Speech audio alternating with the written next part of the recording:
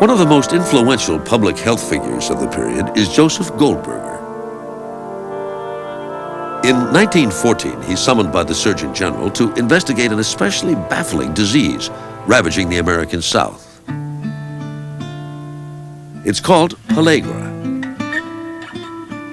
The victims develop reddish, rough skin that often appears as a butterfly-shaped rash.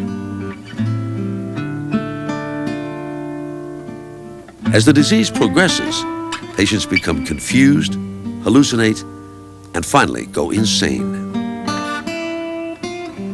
There have been tens of thousands of deaths in the rural South by the time Joseph Goldberger is assigned the case. At the time, it was a mystery disease, and people had many theories about what caused it. The most prominent theory was that it was caused by eating corn. And there were other people who thought that it must be carried by an insect.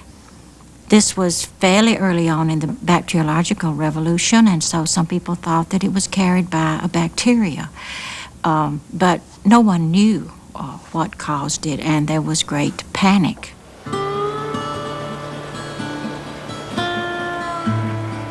Goldberger journeys through the South to observe firsthand the conditions where pellagra is most severe. Everywhere he travels, the picture is strikingly similar. Desperately poor people working in cotton fields and textile mills, suffering from the disease.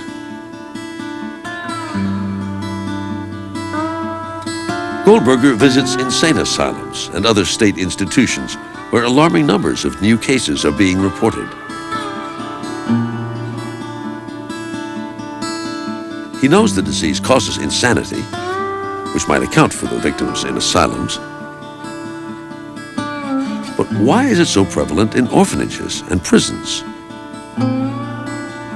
And if it's an infectious disease, why isn't the staff getting sick as well? One would think that if this were a germ disease, the germs certainly wouldn't be aware of status boundaries. Why would only the inmates get pellagra, and why never a nurse, a physician, or a teacher? And he began to look at what people ate, and he was horrified at what he saw because the diet was so miserable, not like anything he had ever seen before. It was the diet of the southern frontier, consisting primarily of cornbread, fatback or pork, and syrup. And so increasingly, as he went from institution to institution observing, Goldberger became convinced that he was dealing with some sort of nutritional issue, but not a germ disease. Goldberger is well aware of the recent discoveries of chemical elements in food called vitamins. He also knows that diseases like scurvy and beriberi have been linked to vitamin deficiencies. And he suspects pellagra may be the same kind of disease. Goldberger decides to test his theory at 2 orphanages full of pellagra victims in Jackson, Mississippi. He starts by improving the children's meager diet with fresh vegetables, meat, and milk, foods rich in vitamins and proteins. And lo and behold, much to his own delight, the children who had pellagra got well when their diets were changed, and those who didn't have pellagra didn't contract pellagra after their diets were changed. Well, that was all well and good, but it certainly wasn't scientific evidence, and Goldberger was very much aware of that. Goldberger publishes his diet theory anyway. If he's right, lives will be saved, and if he's wrong, better food certainly won't harm anyone. But to his dismay, few take his theory seriously. A lot of people didn't believe Dr. Goldberger's theory because the medical profession was just getting used to the bacteriological revolution, and they could not believe that they had something else that they had to master. They could not get used to the fact that a disease could be caused by the lack of something. It's like proving a negative, and they just couldn't cope with that. Some of them may have taken offense also at the fact that his criticism of the diet implied a criticism of the Southern way of life. Goldberger decides to show Southerners that he can actually give people pellagra by simply changing their diet. He persuades the governor of Mississippi to pardon any convicts who volunteer for a controlled diet experiment. He chooses the Rankin prison farm because there are no cases of pellagra and plenty of room to isolate the convicts from germs. The volunteers, whose offenses range from embezzlement to murder, are dubbed the Pellagra Squad. They were moved to a special building that had screens on the windows so that no insects could come in. It was scrubbed once a week very carefully. They wore clean clothes every day.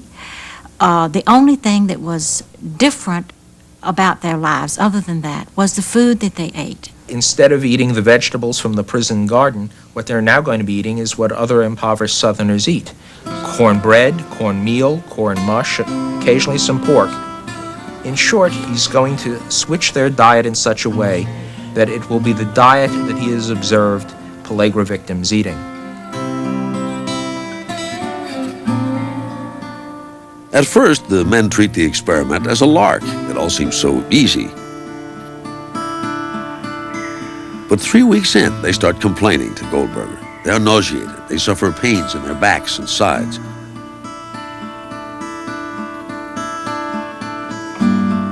They become moody, confused, and exhausted. 2 men beg to be released, saying they would prefer a lifetime of hard labor to another week of this hellish experiment. 6 months later, 7 of the 11 prisoners break out with the characteristic pellagra rash. Goldberger is thrilled. He has succeeded at what he wants to do, and he expects everyone not only to applaud his efforts, but to accept his understanding of pellagra, that this is a dietary disorder and not a germ disease.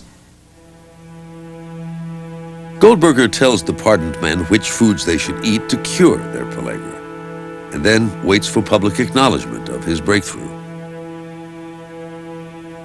But acceptance doesn't come.